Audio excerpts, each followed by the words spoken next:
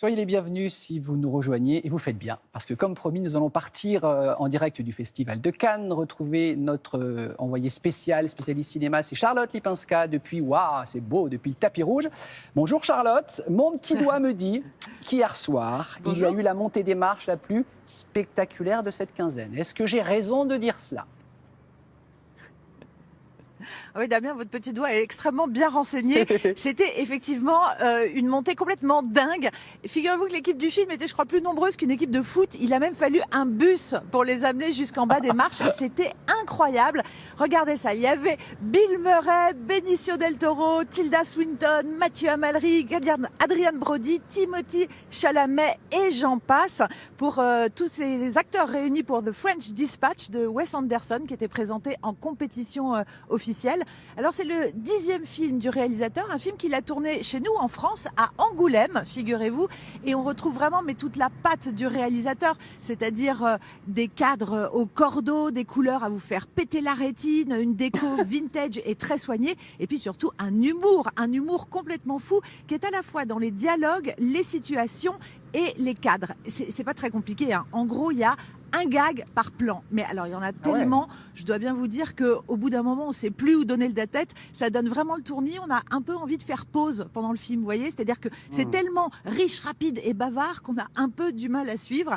Mais enfin, quand même, on ne va pas bouder notre plaisir avec The French Dispatch, qui est le nom d'un journal fondé par un Américain qui ambitionnait de raconter la vie des Français dans une petite ville fictive appelée Ennui-sur-Blasé.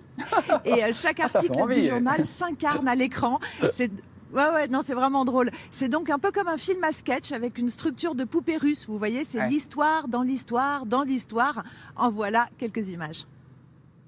Et j'ai crié. Oh.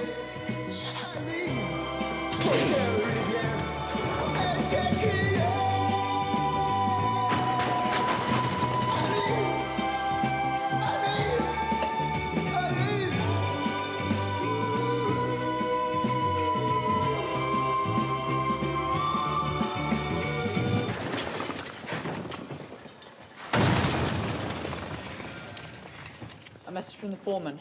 1 hour to press. You're fired. Really? Don't cry in my office. Pour aller voir ce film en salle, donc The French Dispatch, ce sera à partir du 27 octobre. Charlotte, il y avait aussi hier soir, il me semble, le dîner officiel de la Caméra d'Or. Vous nous rappelez ce que récompense ce prix, la Caméra d'Or ? C'est peut-être le prix le plus émouvant du Festival de Cannes parce que c'est un prix qui récompense le meilleur premier film, toutes sections confondues, autant les films de la sélection officielle que les sections parallèles. Cette année, le jury est présidé par l'actrice Mélanie Thierry et ils ont 31 films au programme. Hein. C'est vous dire s'ils ne chauffent pas, sauf peut-être hier soir avec ce temps extrêmement convivial puisque tous les cinéastes étaient invités lors du dîner officiel. C'était sur la plage du Martinez. On y était pour vous, vous le voyez sur ces images. C'est un prix qui a été fondé en 1978 par Gilles Jacob pour récompenser donc un premier film. Et parmi les anciens lauréats, on peut noter comme ça au hasard Jim Jarmusch, Claire Dever, Jacques Van der Mel ou John Turturro. C'est vraiment très prestigieux, très émouvant et le prix sera dévoilé lors du palmarès officiel. Ça sera samedi soir. Et puis Mélanie Thierry, elle est là avec une double casquette cette année puisqu'en plus d'être la présidente du jury, elle va accompagner également l'équipe du film Tralala. C'est la comédie musicale des frères Larieux qui sera présentée dès ce soir en sélection officielle. Comédie musicale dont la musique est signée Étienne Dao, Dominique A, Jeanne Chéral ou Bertrand Belin ou Philippe Catherine. Je vous en parlerai demain, c'est assez réjouissant. Puis on va continuer en musique, Damien, avec Aline. Si je vous dis Aline, ça vous dit quelque chose ? Oui, il faut qu'elle revienne, absolument.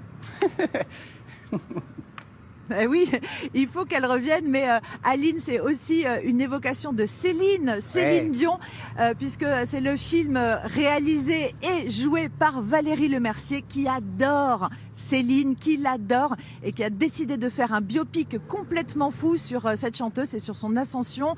On voit quelques images ? Avec plaisir. Allez, Valérie Lemercier en Céline Dion, c'est parti. On a un diamant brut. J'ai presque manqué de pleurer.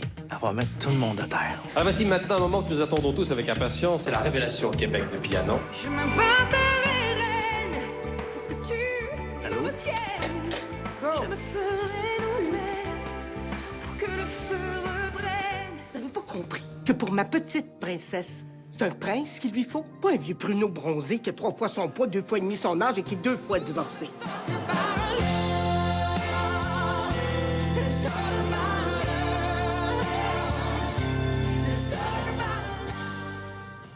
Merci beaucoup Charlotte. Donc Aline, ça sortira sur les écrans le 10 novembre.